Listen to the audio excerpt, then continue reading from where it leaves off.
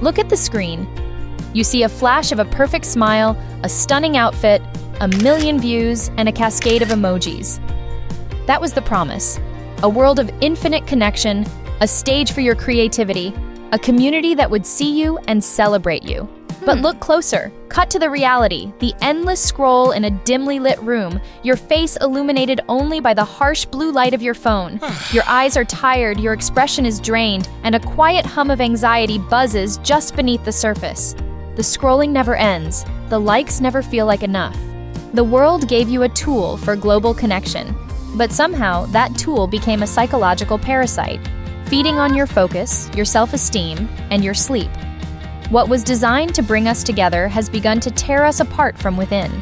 So how did a technology created to connect us become the single biggest force destroying an entire generation? Today, GenShift is performing a necessary autopsy.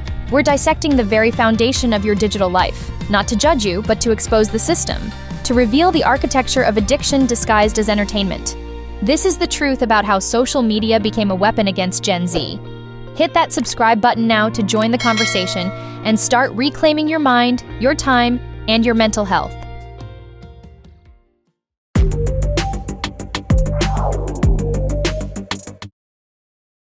1. The promise versus the algorithmic trap. For Generation Z, social media was never just an app. It was home. It was the digital playground where you grew up, explored your identity, discovered subcultures, and found people who understood the parts of you your offline world couldn't. It was a mirror, a megaphone, and a window to the wider world, and for a time it felt revolutionary. But while you were busy building connections and creating content, the architects of these digital spaces were building something else entirely, the most efficient attention harvesting machine in human history. The platforms you call home have a mission that overrides your well-being, your creativity, and your sense of connection: profit. And that profit comes from one source: your sustained engagement. To secure it, they didn't just design features. They engineered a system that hijacks the oldest, most primal circuits in your brain. They built what we now call the algorithmic trap. At its core lies a psychological principle known as intermittent variable rewards, the same mechanism that keeps gamblers glued to slot machines in Las Vegas. You pull the lever not knowing if you'll get nothing, a small payout, or the jackpot, and it's the unpredictability that keeps you hooked. Every time you refresh your feed, you're pulling that digital lever. You don't know if you'll see a friend's message, a viral video, or silence. Your brain doesn't release dopamine when you get the reward. It releases it in anticipation of it. That's the cruel genius of the design. The craving becomes stronger than the satisfaction. And so you scroll again, and again, and again, endlessly chasing a high that never quite arrives. This system is especially potent for the adolescent brain. During these critical years, the prefrontal cortex, the part responsible for impulse control, planning, and long-term decision-making, is still under construction.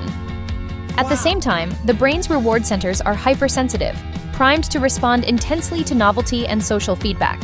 Into this perfect storm come AI-driven algorithms, engineered without ethical guardrails to exploit that very vulnerability.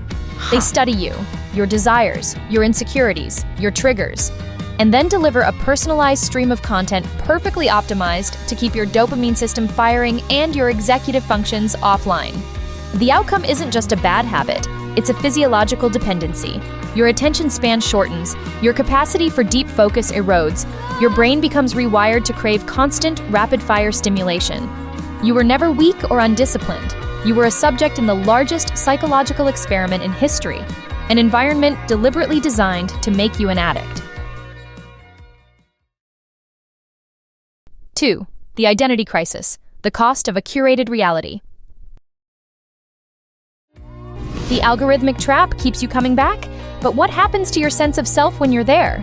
The second stage of destruction is the collapse of identity under the weight of a curated reality. Before social media, your identity was shaped in small private circles: family, classmates, a handful of close friends. Today, you're asked to forge that identity on a global stage where every individual is expected to become their own brand manager, content creator, and PR team. The pressure is immense, but the deeper conflict is a psychological paradox known as performative authenticity. You are told to be real, but also to be marketable, to present a life that is beautiful, successful, and aspirational, yet to make it look spontaneous, unfiltered, and natural. You must look perfect, but pretend you just woke up like this. Take the photo dump, for example, a trend meant to showcase your real, unpolished moments. In practice, it often becomes a calculated ritual of curation, selecting the right, candid shots that still tell the story of a life full of adventure, friends, and aesthetic charm. It's the performance of being unperformed. And this performance doesn't happen in isolation. It's staged against a backdrop of millions of other lives, each one carefully edited and algorithmically amplified. This triggers what psychologists call social comparison theory. We once compared ourselves to a few people we actually knew. Now we measure our worth against the algorithmic elite, influencers, celebrities, even strangers whose lives are optimized for engagement. You're not just comparing your real life to someone else's highlight reel. You're comparing your messy, unfiltered humanity to a machine-filtered fantasy, and that's a battle no human can win. This unwinnable comparison game has devastating consequences for mental health. Study after study has linked heavy social media use to higher rates of depression, anxiety, loneliness, and body dissatisfaction. The algorithm doesn't just show you what you want, it shows you what will keep you watching, and often that means content that makes you feel not enough. The constant exposure to idealized bodies, perfect relationships, and glamorous lifestyles constructs a psychological cage of unrealistic standards. Even if you consciously know it's curated, your subconscious doesn't. Your brain still compares, and every comparison becomes a micro-wound to your self-esteem. This is where imposter syndrome takes root. You start living in two realities, the one you perform online and the one you actually inhabit. The more followers or engagement you gain, the wider this gap becomes. You start to feel like a fraud in your own life, terrified that if people saw who you really are, tired, messy human, the illusion would shatter. And beneath all of this runs the quiet, existential fear that defines our digital age. If I don't post, I don't exist. In a world where social validation is measured in algorithmic metrics, likes, shares, comments, silence begins to feel like social death. The fear of invisibility drags you back to the screen, back to the cycle, back to performing for the algorithm that profits from your insecurity. The cost of this constant performance is steep. It's not just your attention span or your focus that erodes, it's your sense of self. What remains is a carefully edited avatar, polished, anxious, and perpetually online. A version of you optimized for engagement, not for authenticity. 3. From connection to isolation. Here lies the most profound and tragic paradox of our time. Gen Z, the most digitally connected generation in human history, is also the loneliest. Wow. Recent global research from November 2024 is staggering. Nearly 80% of Gen Z report feeling lonely, a number that eclipses every generation before them. This isn't just an emotion, it's an epidemic, and it's unfolding in plain sight, even as half of this generation spends 4 or more hours a day inside platforms that promise connection. How can you be surrounded by thousands of friends, followers, and likes, yet feel more isolated than ever? The answer lies in a phenomenon we can call the Great Replacement. Social media hasn't merely added to our social lives, it has replaced them, swapping high-bandwidth human connection for a low-bandwidth digital substitute. Real connection is a rich, embodied experience, full of micro-expressions, tone, warmth, and presence. It's not just words exchanged, but energy felt. It's built on eye contact, body language, shared silence, and the ability to read unspoken emotion, the subtle skills that make relationships deeply human. But these skills, like muscles, atrophy when not used.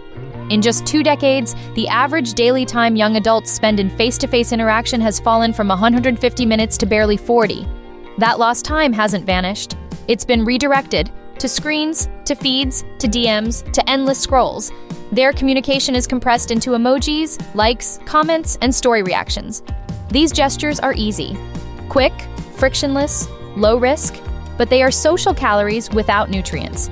They mimic connection while stripping away everything that makes connection real. The result? A generation that is constantly in touch, yet rarely touched.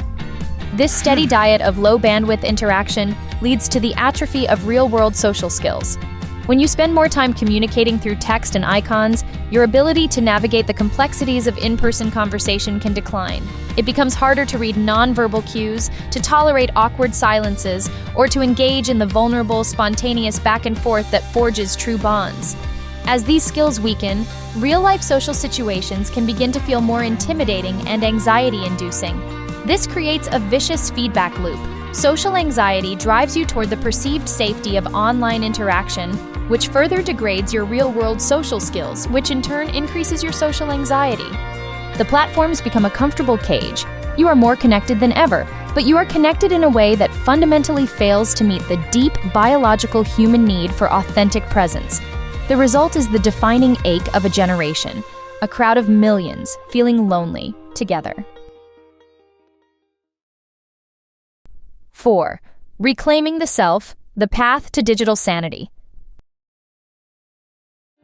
After this autopsy, the diagnosis is clear. The system is sick.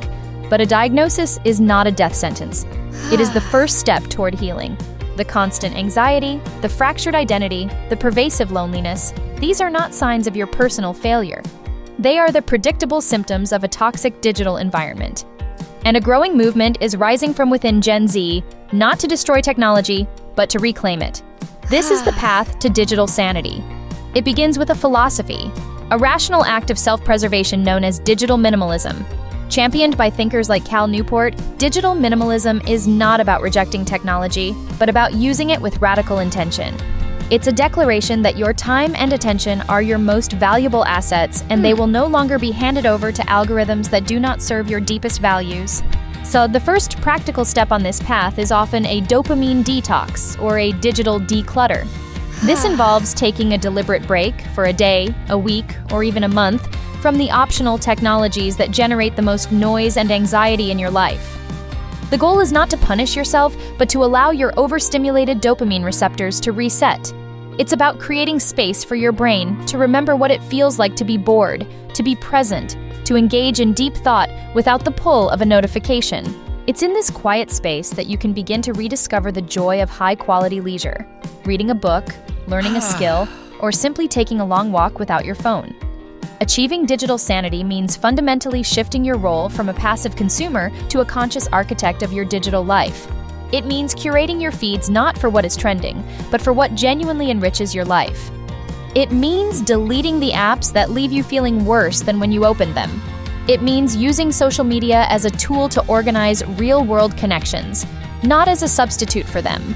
This is not a retreat from the modern world. It is the future of it. We predict that Gen Z, as the generation most deeply affected by the attention economy, will pioneer the slow social movement. Inspired by the principles of slow media, this will be a cultural shift that prioritizes quality of connection over quantity of content, depth over virality, and human well-being over algorithmic engagement. You will not abandon the digital world. You will rebuild it on your own terms. Conclusion. The evidence is clear. Social media did not destroy Gen Z. It was designed with an almost surgical precision to exploit the universal human need for connection, validation, and community. And it was you who came of age on the front lines of this grand experiment. You are not broken, you are the canary in the digital coal mine, and your anxiety is a perfectly rational alarm bell signaling that the environment is toxic. But knowing this changes everything. Understanding the design is the first step to disarming it. The power to change this environment, to demand better tools, and to build healthier digital habits lies with you. You have the power to redefine the terms of engagement.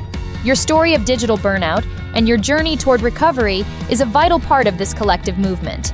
Share it in the comments below. Let's create a space of shared experience and support. And if you're ready to continue this conversation and arm yourself with the knowledge to build a better future, make sure you subscribe to